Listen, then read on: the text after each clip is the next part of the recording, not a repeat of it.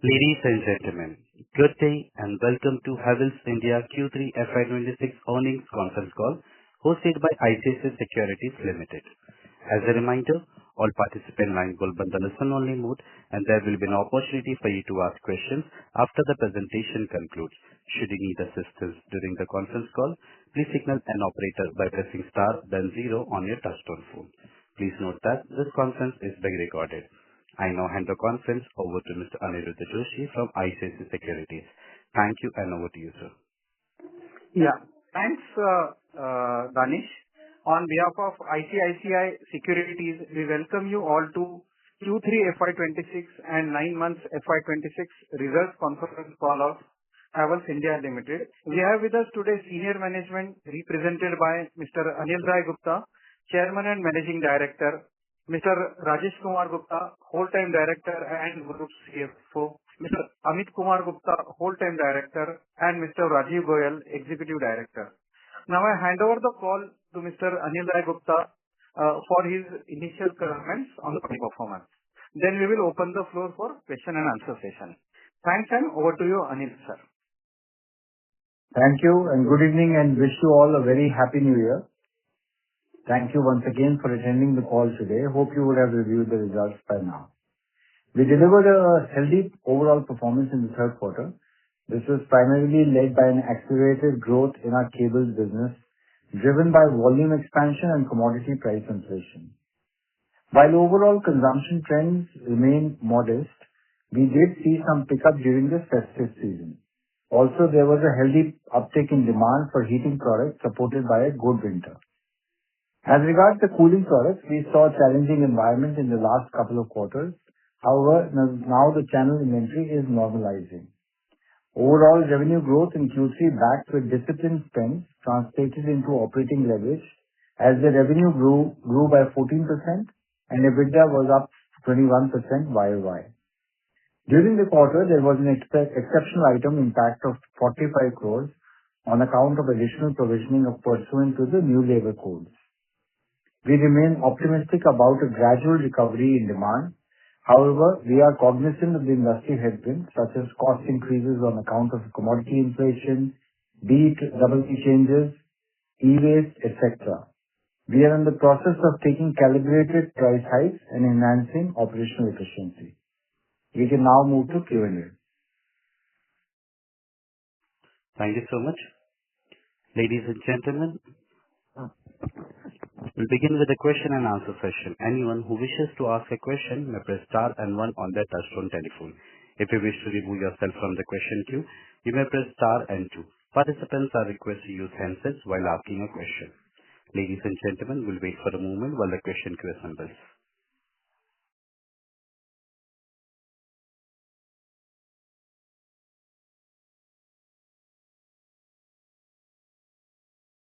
Our first question comes from the line of Sukriti Patil from Eyesight Fintrade Private Limited. Please go ahead. Good evening to the team. I have two questions. My first question is to Mr. Gupta. As Havells continues to expand across categories, how would you see the company balancing growth with profitability? Especially given the margin pressures we saw this quarter.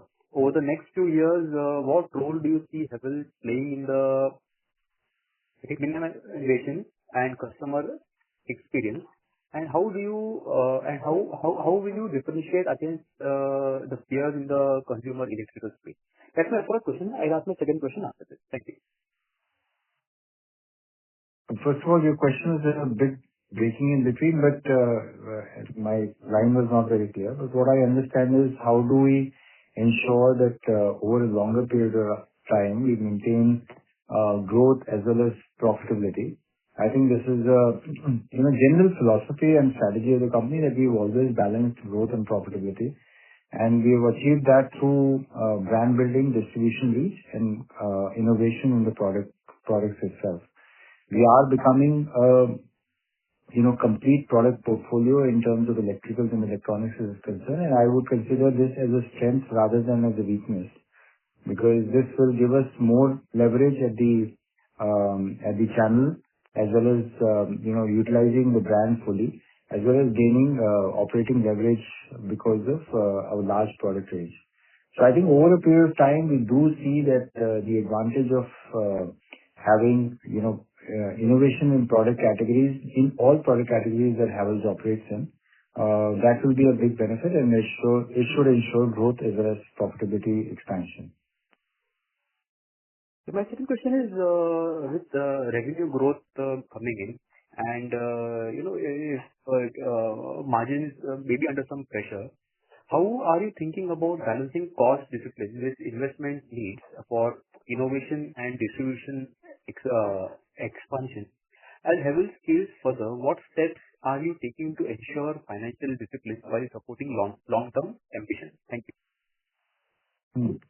I think overall, again, you're alluding to the overall strategy of the organization. Look, the cost pressures are long-term as well as short-term. So generally, short-term pressures are sometimes absorbed and sometimes passed on to the market. The long-term cost pressures are achieved through efficiency improvement over a longer period of time with growth and bringing in operating leverage. I think Havells has shown over decades and years that it has always balanced, both growth and profit aspirations. And I think the biggest thing is, Havells has always remained very financially prudent in terms of whether it is in terms of, providing, I would say, or managing working capital in terms of inventories or receivables, but also in terms of CapEx. So I think we have been cautiously optimistic in, ensuring that we have enough capacities built up for the incoming growth. So it's always balanced approach by Havells, and I think over the next few years, this kind of an approach will continue, which is the mainstay of Havells. Thank you for the guidance, and I wish the entire team best of luck over the next quarter.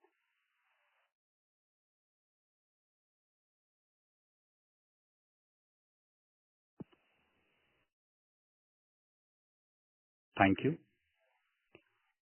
Ladies and gentlemen, in order to ensure that the management will be able to address questions from all the participants in the conference, kindly limit the question to 2 questions per participant. Should you have a follow-up question, please rejoin the queue.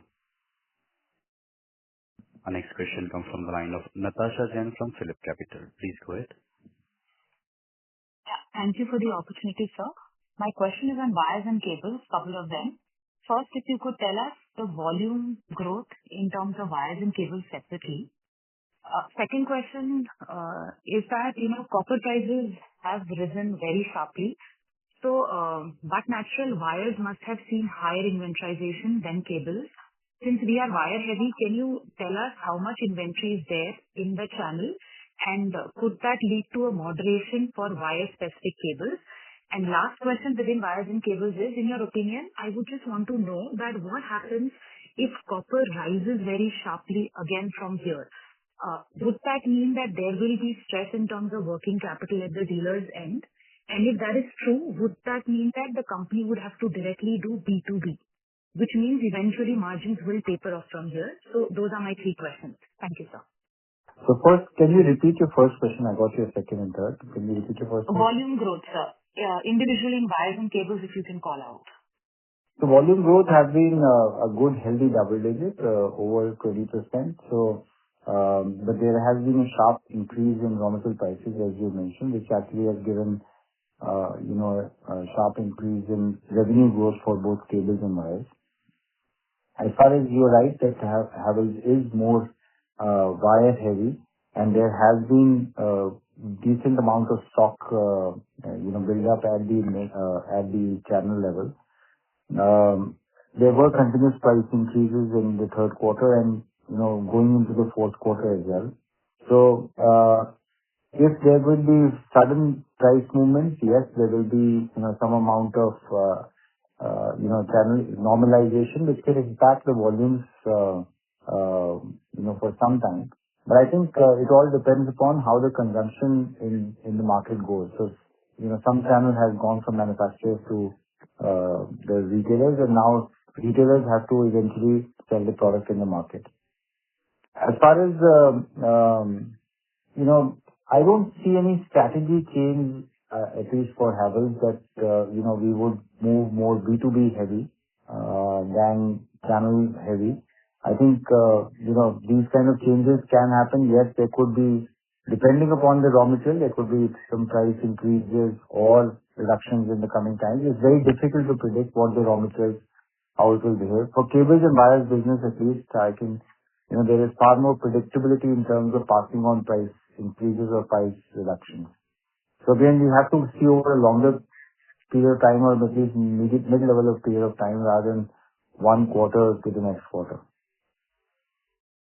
Got it. Sir, and just one last question. In terms of Lloyd or rather RAC industry-wide, can you call out what would be an average price hike that players will have to take? If you could split it between BEE, copper, and currency depreciation, that would be helpful. I'm sorry, there's some echo in. Can you repeat the question? Sure, sir.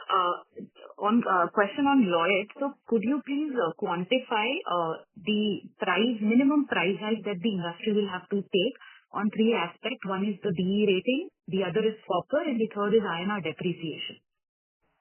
Well, I think, and you also have to figure the GST reduction, but if we take that out, I think overall there could be a 5 to 10% increase in this quarter. Got it. Thank you so much, sir. All the best. Thank you. Our next question comes from the line of Aditya Bhartiya from Investec. Please go ahead. Hi, good evening, sir. So when we look at the segmental capital employed and segmental assets, it seems that inventory is still a little higher in case of Lloyd. So I guess this would be all in respect of old BE norm products. And I just wanted to understand how would we be able to liquidate the same given that norms got revised in January? Is it that relabeling would be required or we'll be able to just sell it in the next couple of months? Yeah, I think we should be able to sell in the next couple of months. In fact, it's not only in air conditioners, but also in fans also. So there is some amount of residual inventory of the old BE norms which get passed on during the season, in the coming time. So usually the system is almost like FIFO, where, we sell the old norms first and then the new norms start kicking in. Understood, sir. So in this particular quarter, do you anticipate different companies to be having different strategies? Some of the companies which have already possibly sold a lot of old BE norm products to be moving to new BE norms, while some continuing to sell the old BE norm products, and therefore some confusion in terms of pricing as well? No, I think usually the trade is very clear about the fact that, when they're buying products at a lower price, they are buying a lower BE material. So this would not be a problem. I think this kind of a transition has happened over the last few years, and the trade and manufacturers are quite mature about it. Understood, sir. Just one last question. When we look at wires and cables, volume growth, I mean, leaving aside the realization benefit, but volume growth generally also has been pretty robust in the last few years. The same, however, is not translating into growth for other categories. So just wanted to understand why is there such a big mismatch? And at some point of time, would you anticipate other categories to also start catching up to wire growth? I think as far as wires is concerned, there is generally a match between other product categories, at least in the other product categories. Cables has been higher because of the government infrastructure spends and if you're talking about the last few years. But if we talk just about the last quarter, it's primarily some sort of channel stock build up which has happened, and that should get adjusted in the coming couple of quarters. Sure. Understood, sir. Thank you. Thank you. The next question comes from the line of Rahul Agarwal from Ikigai Asset. Please go ahead. Yeah, hi, good evening. Thank you so much for the opportunity. Just two questions. Firstly, on CapEx, I think we've done about 1,200 crores in so far 9 months. Just wanted to know, projects that are under construction right now. And my sense is a lot of expansion has been done in cable and wire as well as Lloyd, I think, should be under construction. So next year, I would imagine it should be a lower budget for CapEx fiscal 27. So should we expect some lower capital intensity? That's the first question. Yeah, I think as far as cables and wires are concerned, there will be continued CapEx in the coming year. So Lloyd pretty much is done in this present year. But there will be a higher CapEx spend for the new R&D center which will come up. So overall, it should be in the range of another 1,000 crores in the coming year. And right now, what are the projects which are underway? Like, if you could just highlight the segments. As I said, right now, cables and wires and Lloyd in this year. Cables and wires being the main thing, which is going to continue in the coming year, and the R&D center will also continue in the next year. Okay, great. And sir, secondly, on the room AC side, you shared that there is a 5 to 10% price increase. Inventory also you have clarified. Just in terms of the production planning, because we have large capacities now under Lloyd, how do you see this, overall industry panning out? Like, what kind of thought process would you have in terms of production planning for ref washing machines as well as, for AC? We just highlight some top-down thoughts with really help. I think usually as a company, we are, far more positive looking and, more optimistic as a company. However, given the very bad season in the last year, which has led to degrowth in the air conditioning industry as well as fans or air coolers also, I think we'll be a bit more prudent and just work along with the channel to see how their inventory is getting cleared and new inventory keeps going in. So we will have to act with optimism and prudence both in the coming couple of quarters for the summer products. So inventory basically normalizes by March 26, right? That's what we should build for Lloyd, right? Yeah, inventory should get, because season starts for South in February and March in North. Okay, get it. Thank you so much and all the best. Thank you. Thank you. Our next question comes from the line of Latika Chopra from JP Morgan. Please go ahead. Yeah, hi. Thanks for the opportunity. My first question was on ECD. Would it be possible for you to share some color on how the sub-segment growth behaved? What is the broad pricing growth contribution to this 4% growth in the quarter?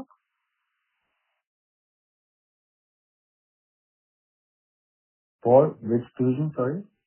Sorry, Rajesh, can you just say it? ECD. You are talking about ECD, Latika? Yes. Yes, sir. Yeah. So ECD, largely the growth has been led by also the winter product. Winter has been pretty decent. So there is a good growth in our OFR segment. We continue to be the number one player in the country now in this segment. So there has been a decent growth there, as well as water heaters. So across, except for fans, I think which were still expected. I think they are having still the summer challenges like they have in AC. So I think all other categories have seen growth, and these are not largely driven by pricing. These are largely volume-driven growth in the ECD segment. Sure. The second question was on margins. A&P spends were lower on a YOY basis. Just wanted to check, which product segment is driving this, and at a very broad level, when you look at the next 4 quarters, any thoughts on the overall margin outlook given, the company is going to face commodity inflation on one side, and then, your comment on modest demand outlook and competitive challenges on the other. So how do you view, what's your best guess at this time? How would you try to manage, revenue growth push versus the margin pressures? Thank you. So A&P spend is not something very specific to any product category. I think this is pretty much across the board. So I don't think we have picked up any category and said, let's stop investing in the A&P on that. So I think you should see this. And if you see in the past, we have commented that, we have been investing decent into A&P, and this is normally driven by the demand, and we see the need in the market. So I don't think we should be too much into the A&P as to be sort of taxed to any particular product category.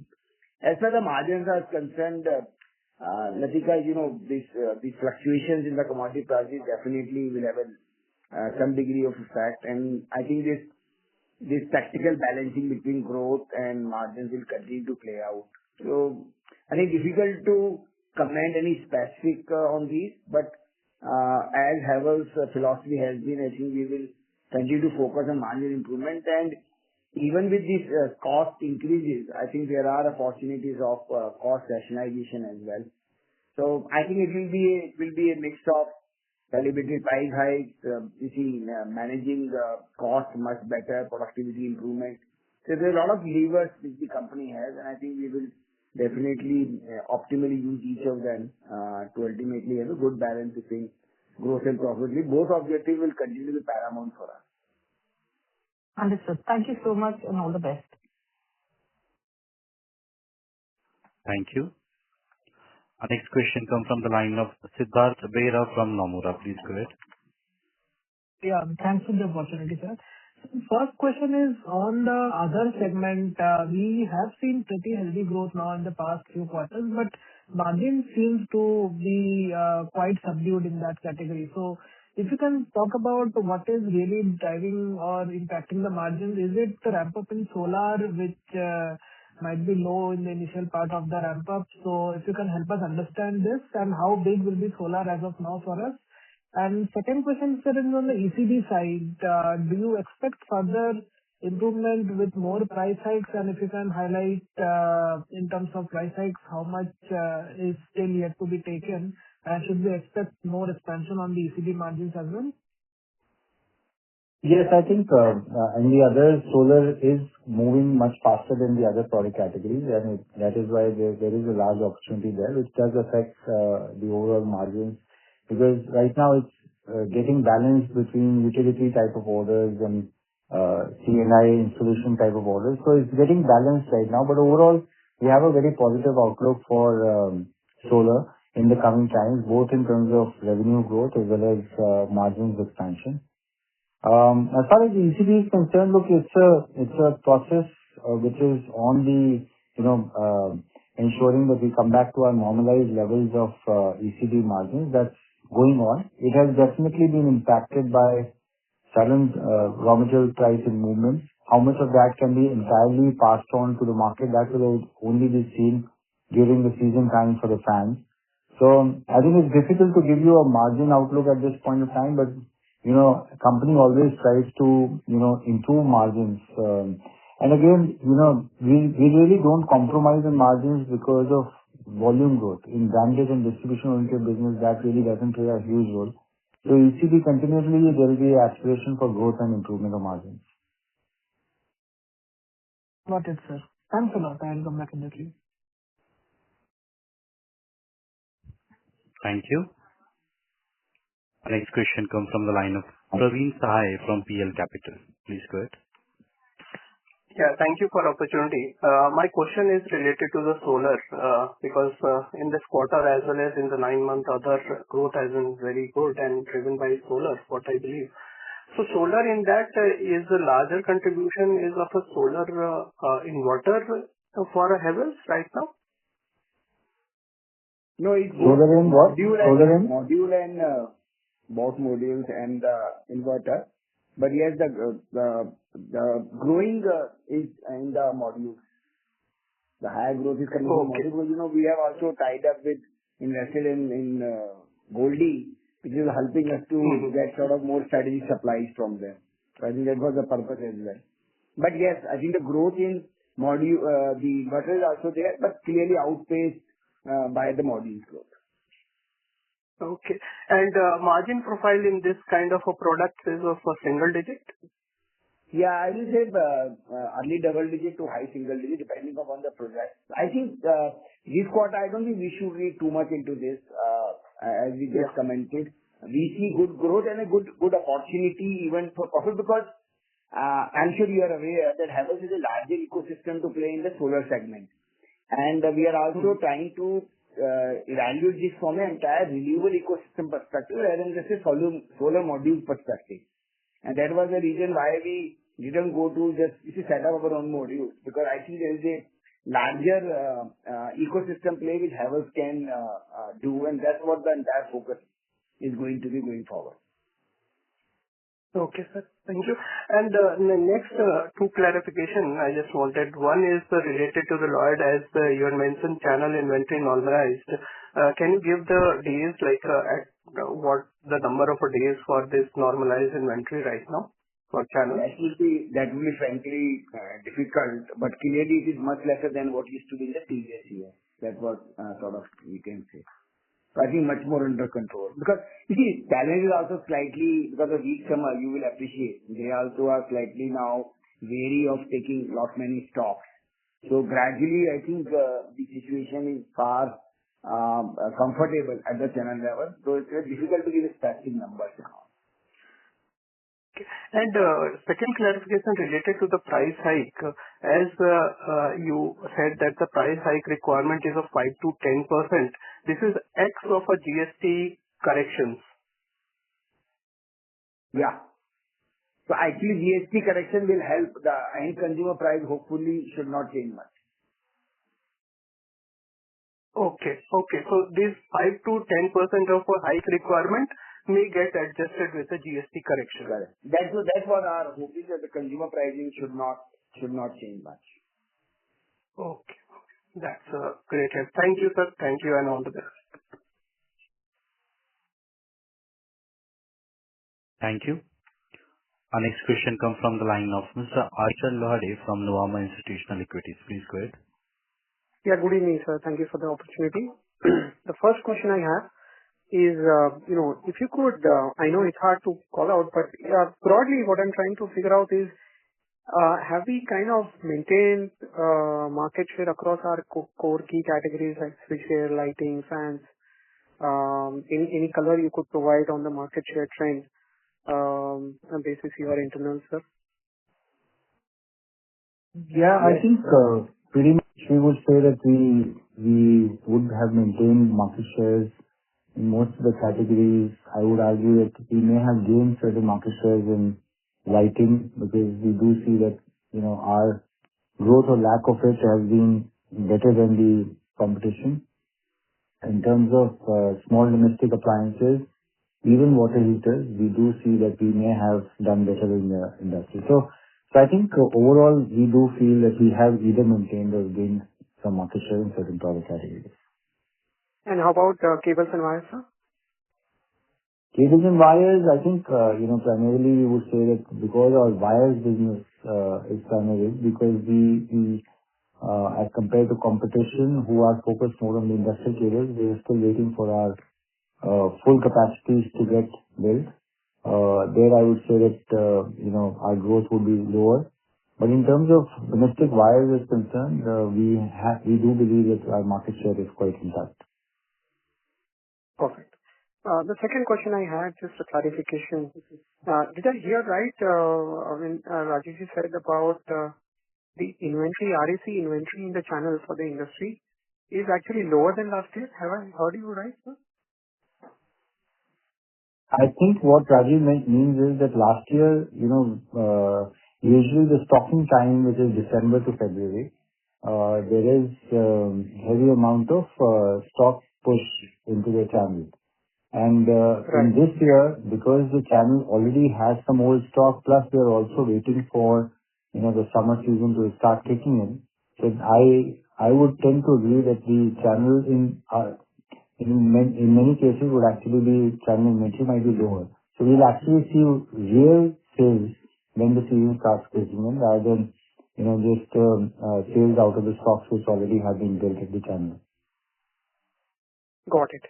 And just a last clarification, in terms of the copper, aluminum, currency, etc., for fans particularly, what kind of price increase is required actually to offset this cost inflation? Just the way you It all depends upon the day that you are asking this question, because, December price requirement. Yeah. So December, we believe that we have passed on some price increases which are required for the December materials, but the pricing continues to keep going up. We've seen copper, which was which seemed very high at 12,000 last month, is now trading at 13,000. So, as I said, sometimes it takes some amount of time to fully absorb the price increases, even in the minds of the teams and the channel, and finally goes into the consumer. So I would say that we have been able to pass on the price increases up to at least, what our thinking was for December.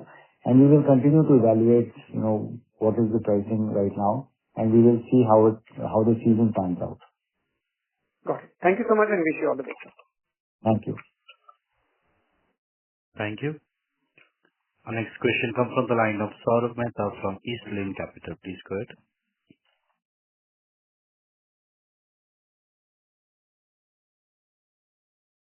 Mr. Saurabh Mehta, you may please proceed ahead with the question. As there is no response from Mr. Saurabh Mehta, we'll move to the next participant.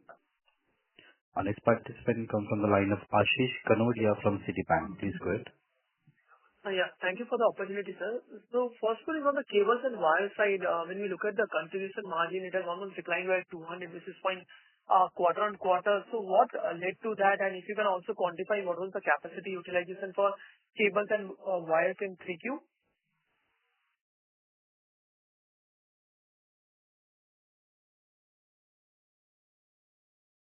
Can you repeat the question, please? Yeah. Yeah. So I was asking, what led to the contribution margin decline of 200 basis point quarter on quarter in the cables and wire segment, and what was the capacity utilization? Yeah, I think, there is contribution improvement if you see Y and Y. And quarter on quarter, again, as probably mentioned by Rajivji, it's very difficult to read on a quarter-to-quarter basis depending on which inventory is getting pushed out in the system. So I don't think we should read too much into that. As far as capacity utilization is concerned, as far as wires is concerned, we are fairly comfortable with our capacity. It's operating usually between around 65-70%. As far as the cables are concerned, we are, as I told you some time back, that we are building capacity. So usually cable capacity is running at almost 90-100%. Sure. And the last question is on the employee cost. If I look at the absolute employee cost, last almost 7 quarters has been in a narrow range of between 460 to 490 crores. Given the growth outlook and as you built up capacity, do you see employee cost kind of on an absolute basis going up, or do you think you have already invested in the creating a bench so employee cost should be at the current level for the next 12 months? Well, it's difficult to say it's going to be same because, there are usual normal increments and build up. But, we have always maintained that over the last 5 years or so, Havells has built a good talent pipeline and has invested before growth. So there will be, I would say operating leverage coming out in the coming years. But holding on to an absolute number, which I think will be foolhardy. Sure, sir. That's all. Thank you. Thank you. Our next question comes from the line of Karan Gupta from Asit C. Mehta Invest. Please go ahead. Yeah, hi. My question is regarding on the solar segment.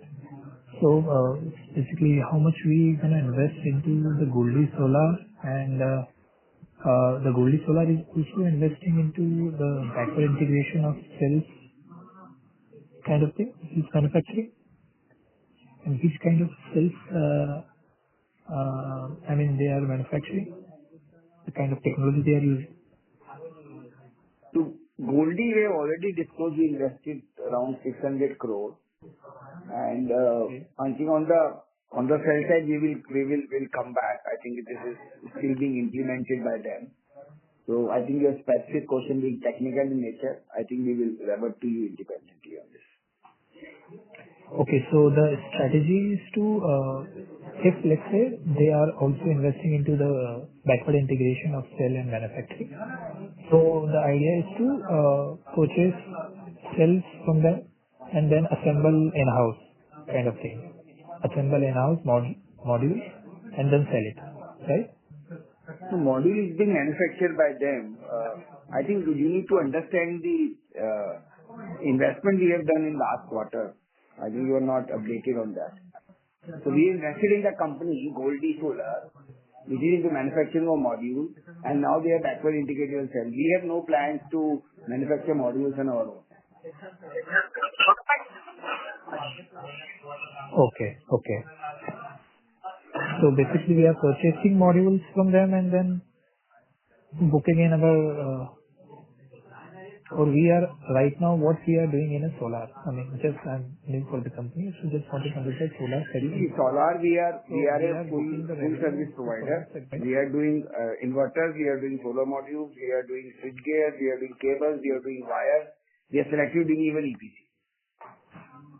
So, and I think the strategic investment in Goldie was to assure that we have a strategic supply of modules available, and I think they will also then invest backward into cells and maybe wafer cell turbines. Okay, so as of now we are assembling the modules our own in-house before the investment of Goldie. I think I suggest you contact our IR team to understand this transaction in full. Maybe this is not the right forum right now. Thank you. Thank you. Our next question comes from the line of Pulkit Patil from Goldman. Please go ahead. Sir, thank you for taking my question. This is Pulkit Patil from Goldman Sachs. So my question is on cable and wire, and in one of the previous questions you answered that we'll continue to invest in more capacities for cables and wires. My question is, when we speak to all the companies in the sector, everybody wants to invest more and more capital because at this juncture demand is strong. But some of your large competitors are also looking at export as a big opportunity, and that becomes the plan B in a scenario that there is some slowdown in India. I just want to understand for our portfolio, which is more wire heavy, assuming a scenario of some slowdown in the domestic market, is export an opportunity A that we are exploring? Second, have we done some work in order to get some approvals from various countries and their utilities, etc.? So would be helpful to just get some perspective on your cable and wire export opportunity and anything you are doing on that regard.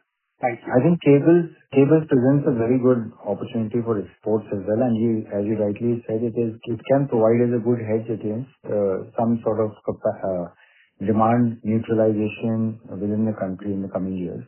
So we are on that process. We are tracking well. Our cable growth was very good last year in terms of exports. This year, unfortunately, we have been hit by the tariffs, and there is lesser demand from the US market, which is turning out to be a good export market for Havells cables as well. So there will be, but hopefully in the coming times, this effort will continue towards looking at more and more export markets for the underground cable business also. Sure, sir. Okay, this is useful. Thank you so much. Thank you. Our next question comes from the line of Renu from IIFL Capital. Please go ahead. Yeah, hi, good evening, sir. Couple of questions. So first, broadly on the FMEG segment, just trying to get your perspective. Do you think it has lost its old mojo where, demand has been consistently weak for a few years? There is hyper competitiveness. The brand pull also has started getting diluted. And even category leaders are today struggling to hold on to their pricing power and margins in the last few years. So, somewhere you think that this category itself now is relatively become weaker compared to some of the emerging segments like cables and wires, which are holding both from B2B as well as on the B2C and export part of the business, or it's a cyclical downturn which you think should recover in a couple of years from that perspective? I think, 2 or 3 things I would say to this. There are cycles obviously in every market, but sometimes, post-COVID, there has been a situation where, the post-COVID, demand cycle was not at the same level. In a hyperinflationary situation, which has happened especially in the electrical sector, sometimes unorganized and regional competition also starts gaining some ground. we do believe that they take certain market share. I mean, over a long period of time, if you see, established brands have taken, share from the unorganized sector, but I think not purely unorganized, but certain regional brands also start gaining grounds, due to market or, lower expenses. And so I think, over a longer period of time, I don't think India demographics are such where we will continue to see tepid demand in these categories. We are quite hopeful of, the future. But yes, in the last couple of years, there could be regions where, we've not been able to see so much growth in demand, at least for the established brands. Got it. Secondly, when we set up the second factory for RAC in South in Sri City, there were also plans that we would look seriously at export opportunities both for finished RAC plus white labeling and probably component exports also. Any developments or movement on that side of the business, or it's still domestic centric today? No, I think it is primarily domestic centric. There has been good efforts made in various markets, but as I said, a lot of our exports efforts were also made in the US by setting up a subsidiary there. But things have slowed down, especially after the tariff situation. I think hopefully in the coming times this should improve, and we'll continue to keep looking at more export opportunities for air conditioners as well. Okay. And last question, in the last quarter, we have seen quite a few senior level recruits at the business team level, both for solar, cables and other businesses. So specifically on the solar part of the business, now that senior leadership has taken charge and there are plans, not just solar, but overall renewable play. At the company level, from a 3 to 5 year perspective, what would be our growth ambitions for this segment, renewables as a whole? I think we are quite hopeful because the way Indian economy is moving, there is good opportunity in this segment, and I think Havells has a good brand and channel to operate in this area. I think the way things pan out, we're making the right moves in terms of investments into this business, with hiring the right team, creating a separate business unit out of it.